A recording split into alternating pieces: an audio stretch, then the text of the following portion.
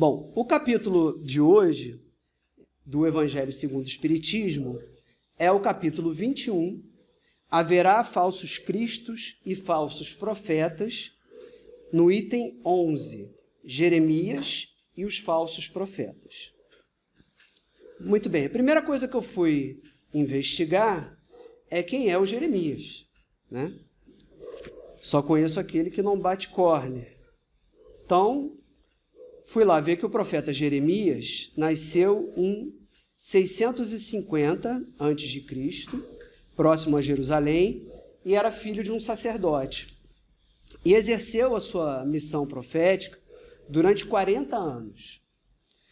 Desse trabalho, dessa missão que ele realizou, hoje temos que o livro de Jeremias é o segundo maior da Bíblia. E ele aborda diferentes temas, como a defesa do direito do povo pobre e oprimido, a libertação dos escravos, a proposta de um novo culto ao Senhor e a esperança num futuro rei, né, nosso Jesus, que seria descendente de Davi e que praticasse a justiça e a sabedoria. Muito bem, nessa passagem do Evangelho, tem o seguinte trecho aqui do profeta Jeremias, que diz assim, abre aspas, não escuteis as palavras dos profetas que vos profetizam e vos enganam. Eles publicam as visões de seus corações e não o que aprenderam da boca do Senhor. Fecha aspas. Muito bem. Quando Kardec vai comentar essa passagem do Evangelho, ele já vai sinalizar para a gente que já naquela época haviam pessoas, líderes religiosos, né, que traziam informações falsas, né, ou que manipulavam a população daquela região de acordo com os seus interesses pessoais, com os seus interesses materiais, né, na tentativa de agregar cada vez mais seguidores, né? A gente sabe como muitas vezes a política, né, ou o poder está misturado com a religião, né? Então, já naquela época, nós tínhamos os chamados falsos profetas, ou os falsos cristos, ou os falsos líderes religiosos, né? Que por trás daquela palavra tinham intenções outras, que não as intenções do Evangelho. E aí eu pergunto a vocês, passados quantos anos, hein? Mais de 2000 anos. Mudou muita coisa? Não. Por que não? A gente hoje ainda tem algumas pessoas que desenvolvem esse tipo de papel, né? De líderes, se intitulando líderes religiosos, né?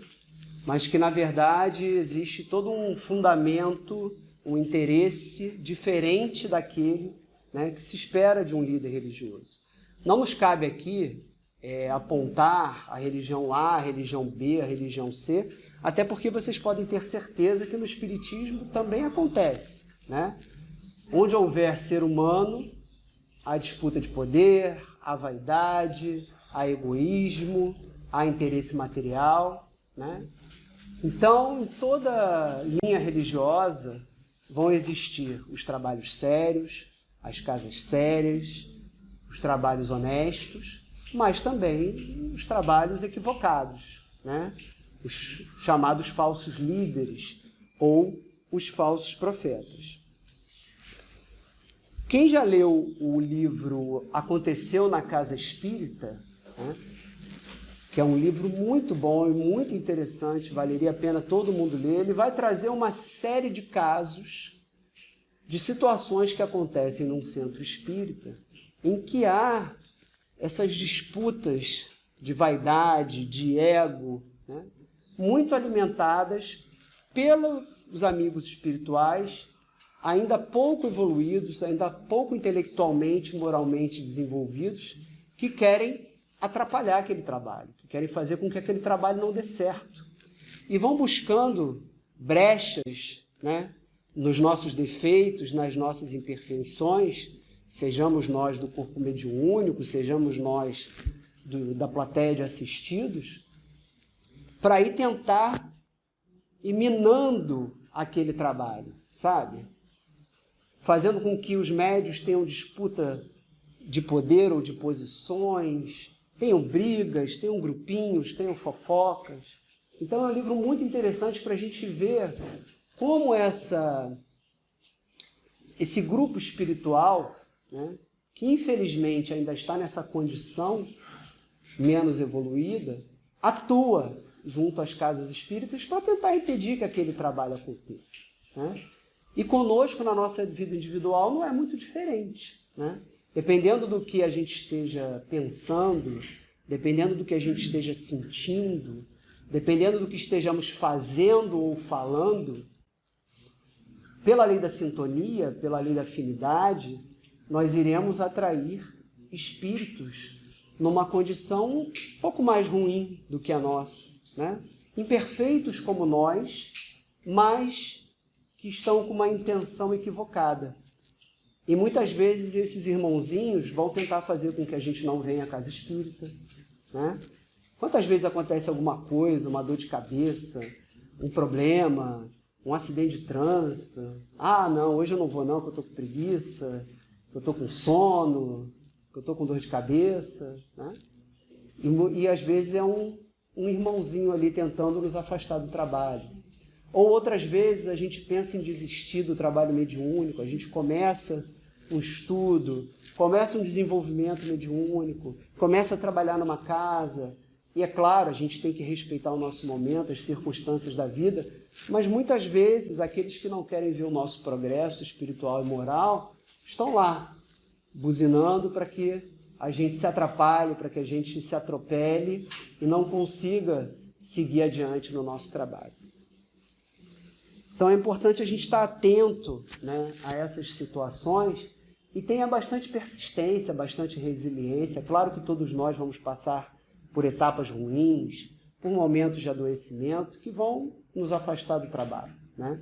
Mas se temos a convicção, se temos a certeza de que nos faz bem, que nos ajuda a melhorar, que nos ajuda a crescer, que a gente possa passar da tempestade, né, voltar a insistir na nossa tarefa.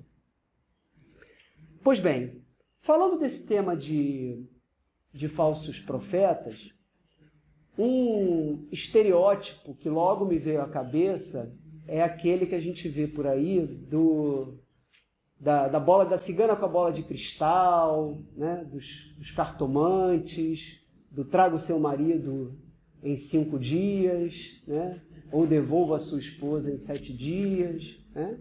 Fazendo aquelas promessas que vêm atender os nossos desejos, as nossas paixões mais imediatas. Pois bem, primeiro é importante a gente sinalizar que nesses tipos de trabalho existem também pessoas muito sérias, pessoas muito corretas, jogando búzios, jogando tarô, né, fazendo uso de ferramentas que todos nós precisamos ainda no atual estágio evolutivo e mediúnico que nós estamos.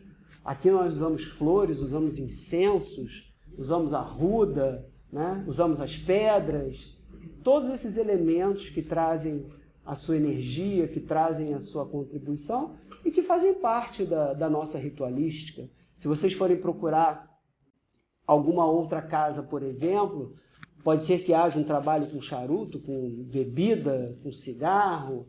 Outras casas não têm, né, uso desse tipo de ferramenta, não importa, né? A ritualística de cada uma dessas casas ou de cada um desses trabalhos é o que menos importa nesse processo, né? O mais importante, mais significativo é a verdade, é a boa intenção, é o querer fazer o trabalho correto, né? Querer ajudar as pessoas, querer que todos nós possamos sair daqui um pouco melhor do que chegamos, que nos faça refletir, a pensar sobre o dia de amanhã, sobre o melhoramento íntimo, sobre aquilo que precisamos mudar em nossas vidas, corrigir na nossa jornada, né? Se é batendo uma flor na nossa cabeça, se é charutando uma fumaça, ou se é fazendo um incenso num ritual católico, isso é o que menos importa. Importamos que estejamos e frequentemos os lugares que nos sintamos bem, em que confiemos, em que nos afinizamos com a vibração daquele ambiente. Pois bem, esse tipo de trabalho que eu mencionei, quando ele é mal direcionado ou mal intencionado, vocês devem saber, infelizmente também fazem uso de espíritos ignorantes, né? Quantas vezes nós que trabalhamos aqui a mediunidade, principalmente nos trabalhos de desobsessão, atendemos irmãozinhos desencarnados que têm por tarefa fazer aqueles chamados trabalhos, né? Trazer a mulher amada, arrumar um emprego, resolver um problema na justiça, né? Mandar o vizinho fora para longe, né? Espíritos que, infelizmente, ainda não abriram o seu olhar, abriram o seu coração e acabam sendo condicionados, acabam sendo influenciados a desenvolverem esse tipo de trabalho, que tão maléfico é para o próprio desenvolvimento espiritual deles. E aí, a gente dá um pulinho lá no Evangelho segundo o Espiritismo, no capítulo 26, que ele vai nos recordar que esse trabalho mediúnico é fundamental que ele seja desenvolvido de maneira caridosa, de maneira gratuita. Muitas vezes esses locais que eu mencionei, esses trabalhos que as pessoas fazem, as pessoas cobram, né? Ou pedem algum material, ou pedem um pagamento, enfim. Sem fazer julgamentos, né? A gente prefere seguir aquilo que a nossa doutrina nos ensina, principalmente no Pentateuco de Kardec. Então, lá no capítulo 26, intitulado Dai gratuitamente o que gratuitamente recebestes, ele vem falar diretamente da mediunidade, né? E o trecho fala assim: Dai gratuitamente o que gratuitamente haveis recebido, de Jesus aos seus discípulos. E Kardec comenta: com essa recomendação, Jesus prescreve que ninguém se faça pagar daquilo por que nada pagou. Ora, o que eles haviam recebido gratuitamente, os seus discípulos, era a faculdade de curar os doentes e de expulsar os demônios, isto é, os maus espíritos. Esse dom Deus lhes dera gratuitamente, para alívio dos que sofrem e como meio de propagação da fé. Jesus, pois, recomendava-lhes que não fizessem dele objeto de comércio, nem de especulação e nem de meio de vida. Então, a recomendação de Jesus é muito clara, né? Que saibamos separar o nosso trabalho profissional, o nosso ganha-pão, do trabalho de caridade, da nossa obra com Cristo. Essa jamais deve ser cobrada. Nós recebemos essa faculdade que todos nós temos em menor ou em maior grau, que é a mediunidade, para que possamos servir na sua obra, para que possamos ajudá-lo a transformar esse planeta num planeta de regeneração, para que possamos acolher os irmãos sofridos, os irmãos doentes, os irmãos que estão com o coração apertado. E muitas vezes nós estamos nessa posição e precisamos desse acolhimento, né? Então a palavra principal, a moeda que nós usamos aqui e tantas outras casas, em tantas outras religiões, é o amor.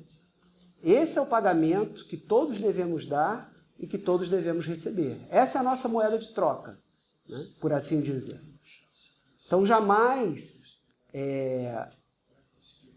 pensem em cobrar o que quer que seja de um trabalho relacionado à mediunidade, né? De um trabalho relacionado mesmo à caridade.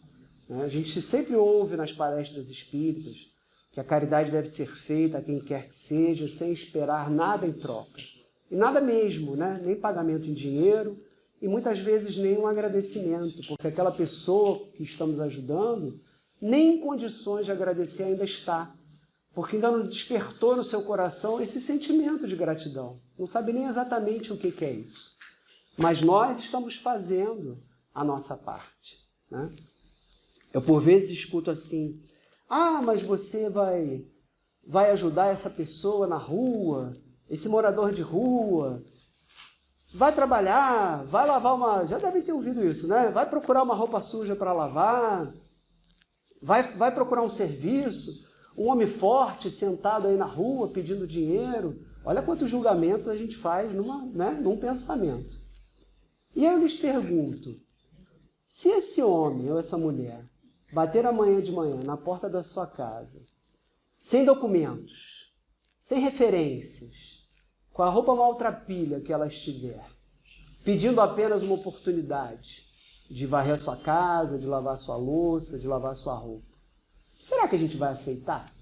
Será que a gente vai abrir essa porta para esse trabalho? Então é muito fácil a gente julgar, né, e descartar, mas é muito difícil a gente se colocar na posição daquela pessoa, né? De saber qual é a história que está ali por trás, de saber o que levou a chegar naquela posição, de saber se aquela pessoa tem alguma doença mental que incapacibilita, tá certo? Para o trabalho. Então que a gente possa pensar nisso antes de fazer um julgamento, e se bater à vontade, se bater no coração, ajudar, não importa. Olha, pouco importa o uso que a pessoa vai fazer daquele dinheiro, daquele pouco dinheiro que a gente está doando. Isso é um problema dela. Infelizmente, ela não tem o discernimento para, muitas vezes, fazer o uso correto. E talvez se nós estivéssemos no lugar dela, para aliviar o nosso sofrimento de ausência, de solidão, de falta de comida, de falta de abrigo, de frio, de sujeira, talvez a gente precisasse se entorpecer também. A gente já não se entorpece com a vida que a gente tem, né? Quantas vezes a gente procura o álcool, procura um medicamento, procura uma droga, para se entorpecer dos problemas que a gente tem, mesmo tendo casa, comida, família, emprego, etc, etc. Que dirá aquela pessoa que está na rua, né? Então, pouco importa o uso que ela vai fazer daquilo. Que a gente possa oferecer a nossa caridade, o nosso dinheiro, a nossa ajuda de todo o coração, sem esperar nada em troca. Muito bem. Falando ainda sobre esse estereótipo, né, caricato dos cartomantes, das adivinhações, das previsões de futuro, o Kardec foi perguntar na questão 868 do Livro dos Espíritos. Então, saí do Evangelho segundo o Espiritismo e fui lá para o Livro dos Espíritos, que eu costumo chamar de Google do Espiritismo, né? Porque o Livro dos Espíritos a gente encontra a resposta, se não para tudo, para quase tudo que a gente tem dúvida.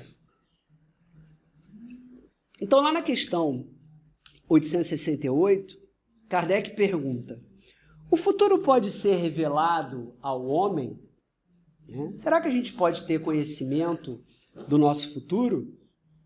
E a espiritualidade responde: em princípio, o futuro lhe é oculto, e se não, em casos raros e excepcionais que Deus permite a revelação. E aí Kardec, não satisfeito, na pergunta 869, questiona: mas com que objetivo o futuro está oculto ao homem? Por que não podemos saber do futuro?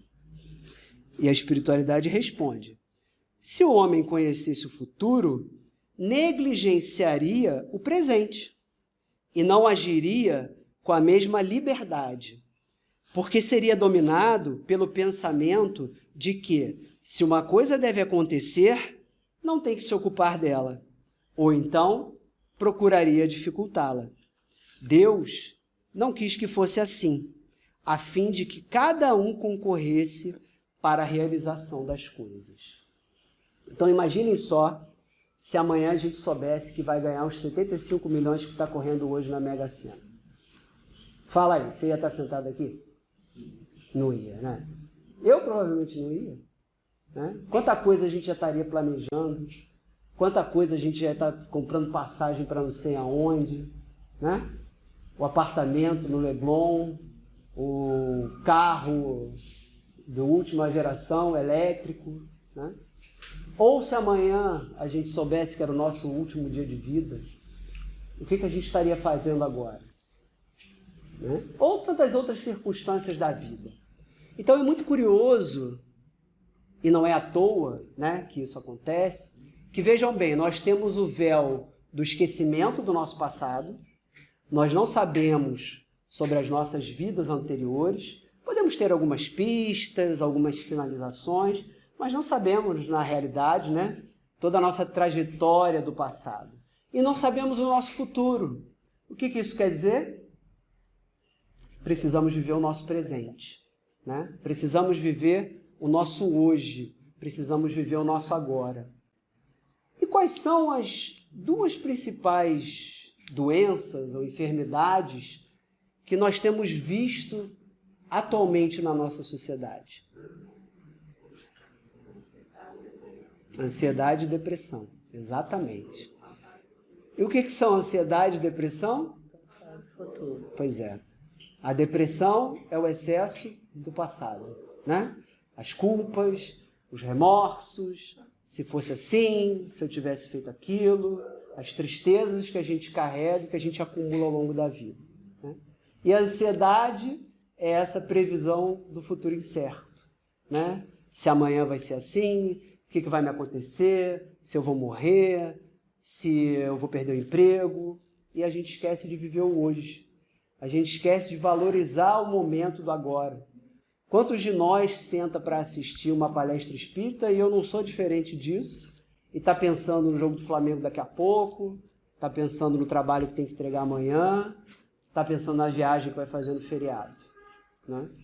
E, às vezes, perde uma valorosa oportunidade de escutar alguma coisa na palestra, de fazer uma sintonia com o seu protetor espiritual, de sentir alguma coisa aqui na reunião, de ouvir uma intuição do seu anjo de guarda, né, para aquele problema que você está tentando resolver, porque a gente está sempre com a cabeça em outro lugar. E aí a gente ainda tem a cara de pau de reclamar que o tempo está passando muito rápido.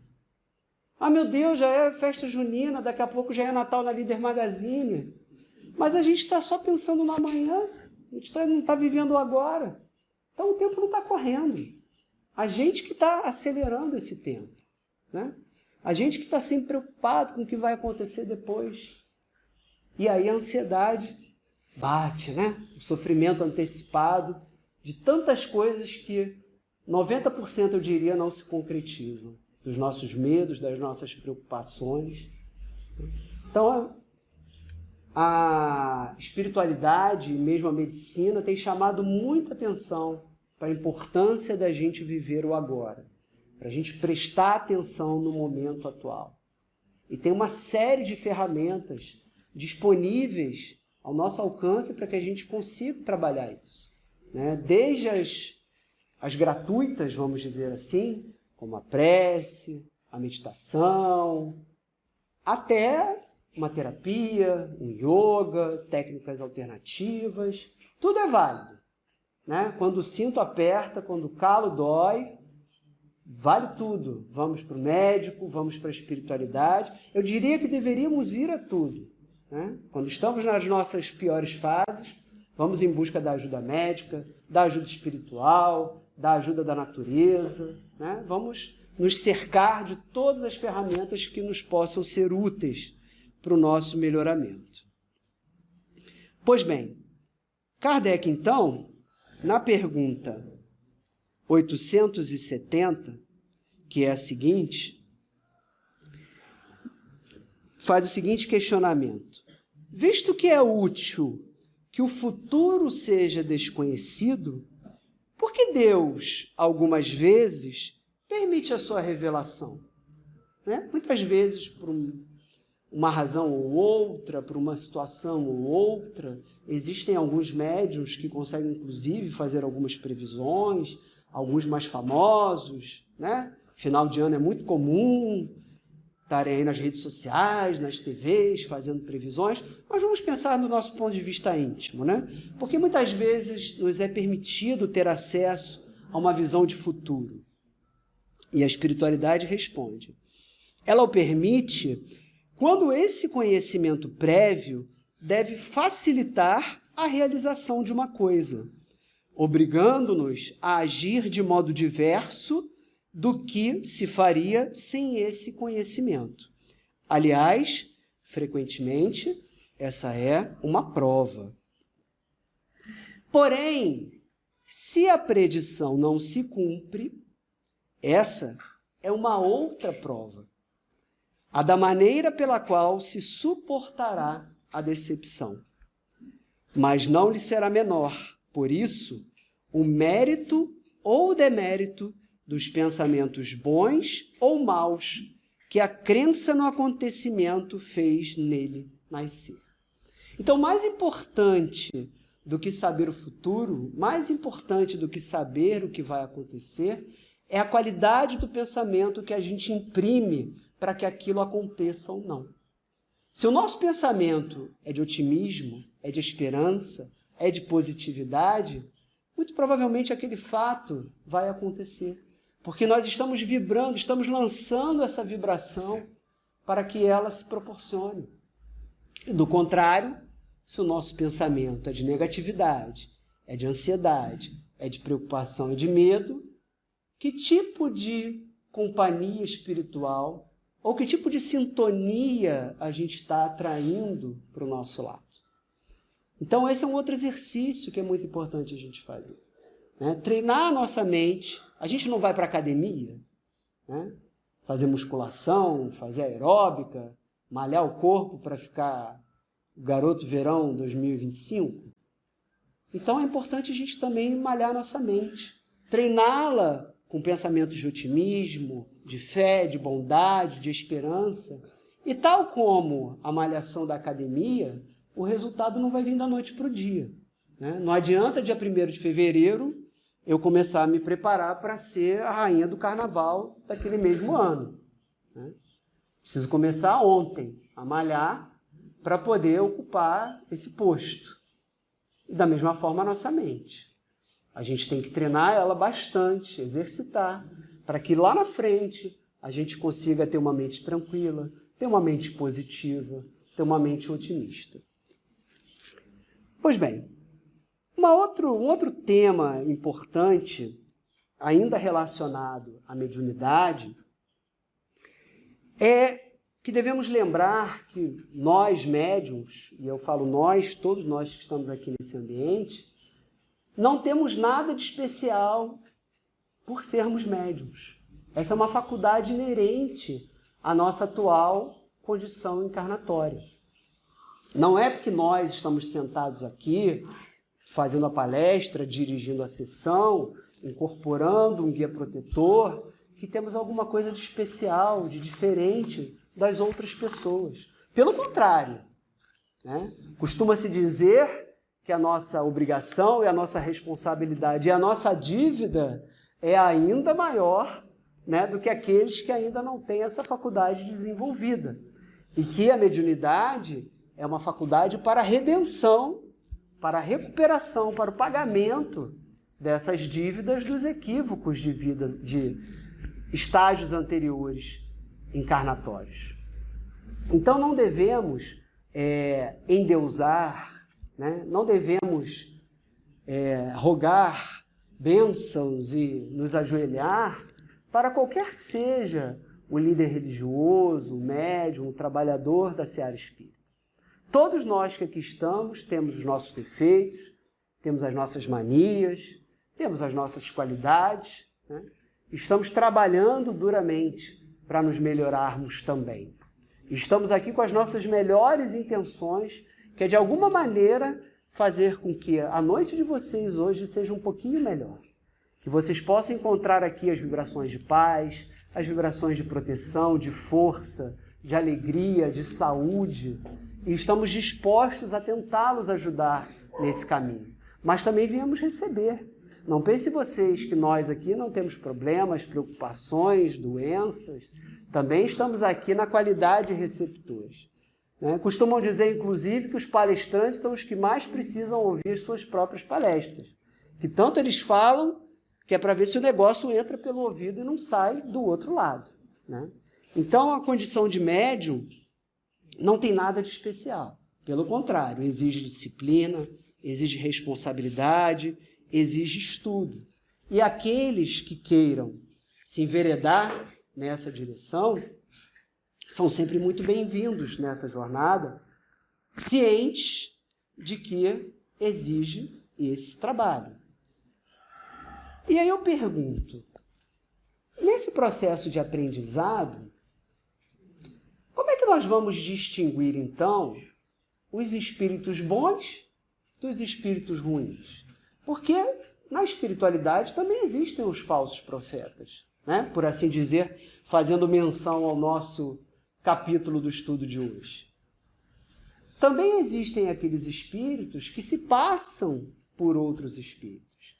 Quem estudou aqui a obra de André Luiz vai lembrar no livro Libertação, se eu não me engano é o 5º ou 6º livro da série de André Luiz, que lá havia um espírito, e me perdoe se eu errar o nome, se não me engano, Gregório, que ele comandava uma legião de espíritos na região umbralina.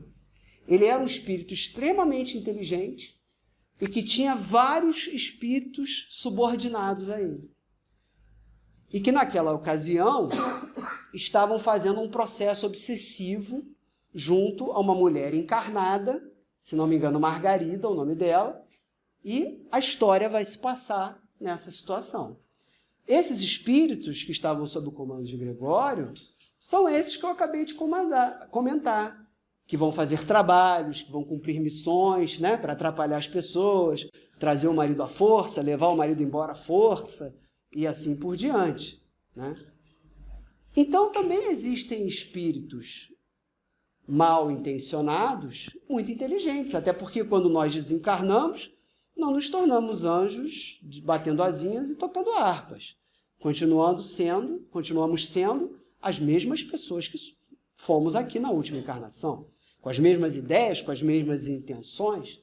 Então, pessoas ignorantes, desequilibradas, equivocadas, ao desencarnarem, vamos dizer, mal intencionadas, continuarão mal intencionadas na espiritualidade. Pois bem, então, no trabalho mediúnico, como é que eu vou distinguir, né, um espírito enganador de um espírito bom? E agora? Eu que estava pensando em começar um trabalho mediúnico, pensando em entrar para o desenvolvimento, agora já não sei não, hein? Porque eu estou preocupado aí se o que eu estou fazendo não é coisa de espírito ruim, se essas ideias que me estão chegando são coisa da minha cabeça, ou é má influência. E agora, como é que a gente vai lidar com isso? Bom, quer falar, Flávio? Ah, desculpe. Lá no capítulo que estamos estudando, 26, no mesmo item 11, tem uma passagem atribuída ao apóstolo São João, que diz assim: não acrediteis em todo espírito, experimentai se os espíritos são de Deus, porque entre os invisíveis também há os que se comprazem em iludir, se lhes depara a ocasião. Ou seja, dentre os espíritos desencarnados também há os falsos profetas. Também existem aqueles que querem nos enganar.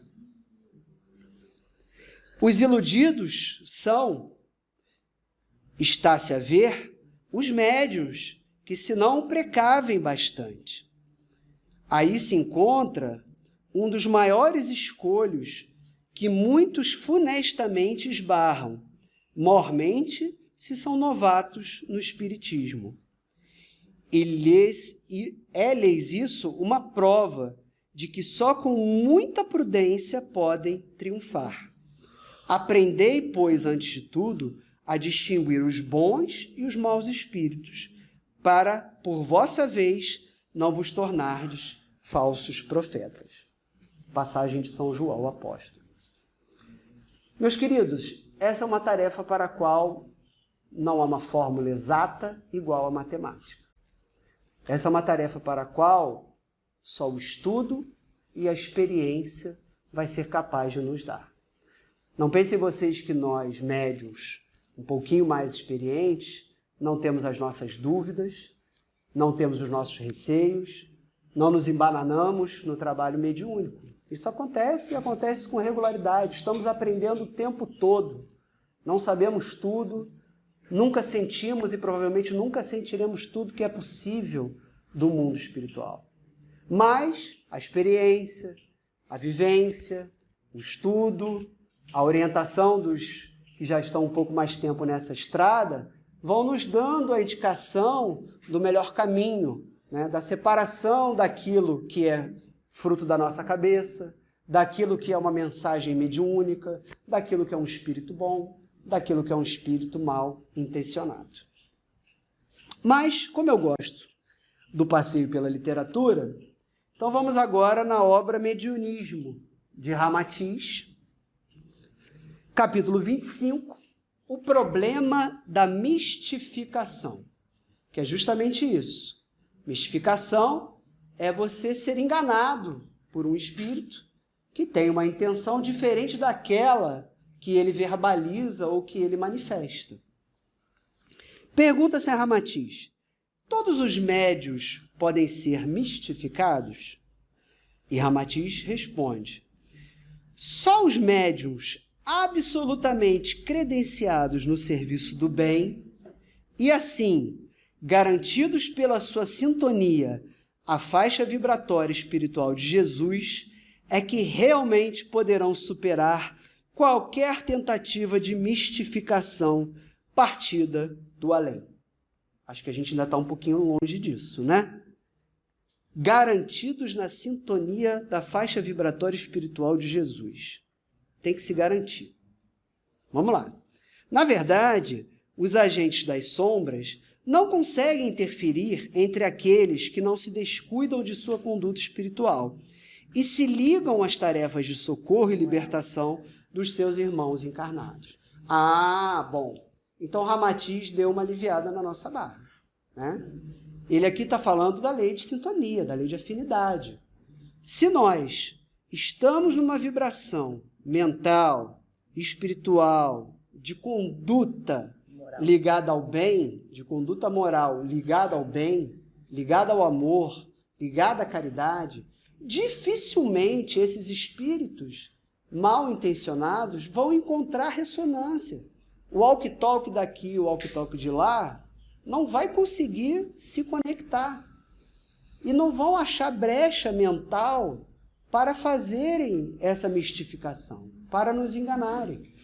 Agora, se damos margem a essa possibilidade, através dos nossos desejos, das nossas paixões, das nossas imperfeições, aí é moleza. Aí vamos voltar lá no Aconteceu na Casa Espírita, que vocês vão ver uma série de exemplos.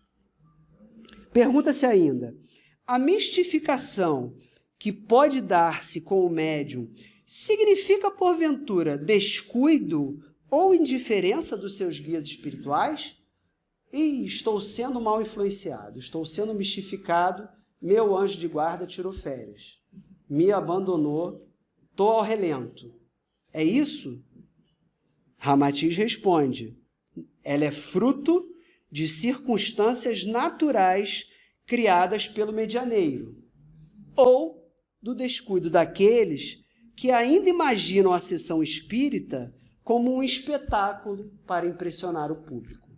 Então, meus queridos, aqueles que vão à casa espírita preocupados com o fenômeno, preocupados com o estalar de dedos, com os gritos, né? Preocupados em assistir o espetáculo da obsessão, da desobsessão, do encarna, desencarna, recebe, vai embora, e se distraem nessa fantasia, esses são uma mente aberta à possibilidade de uma interferência ruim.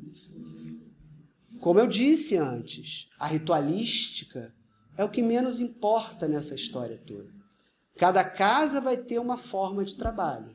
Se vocês forem ao Ramatiz, e muito provavelmente foram, vão perceber que o trabalho de passe lá é diferente daqui, né? Um trabalho mais ameno, um trabalho mais suave, um trabalho sem uma incorporação manifesta.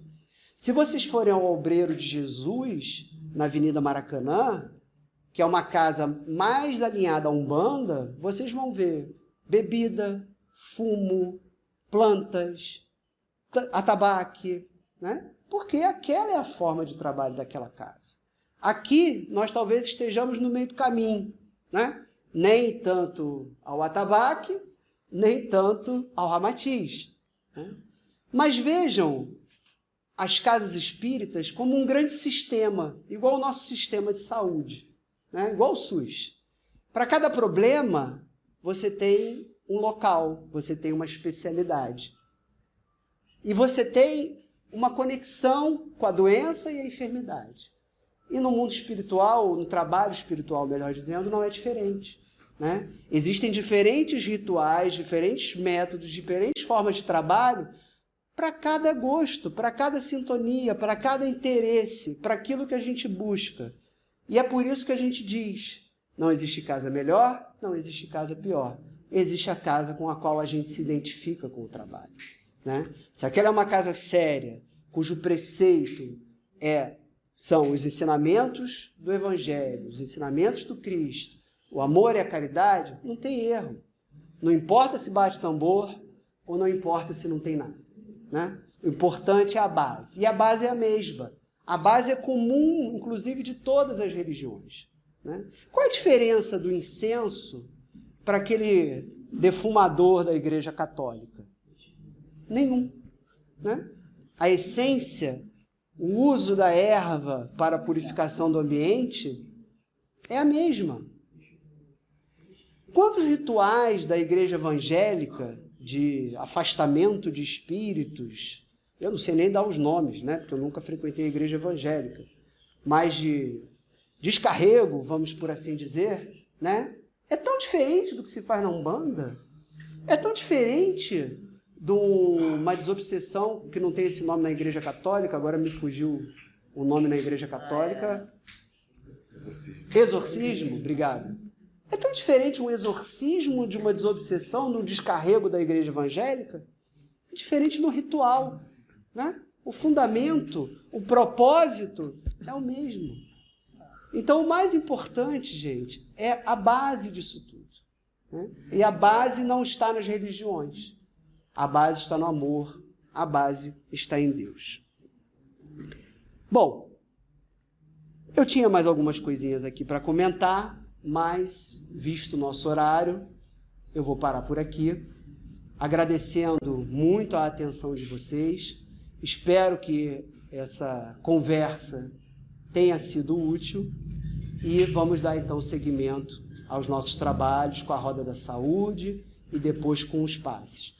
Nesse momento em que vocês não estão recebendo atendimento, enquanto, por exemplo, está acontecendo a Roda da Saúde, procurem fazer as suas preces aí nas suas cadeiras, procurem mentalizar as suas questões, fazer os seus agradecimentos, sentir a espiritualidade protetora de vocês, se afinarem, né, com essa espiritualidade amiga que acompanha vocês, que no final, vale lembrar, a senhora que está vindo pela primeira vez, a gente abre para que vocês possam comentar as sensações, o que sentiram, o que viram. Então, aproveitem esse momento para fazer essa conexão, tá? Muito obrigado. Graças a Deus. Obrigada.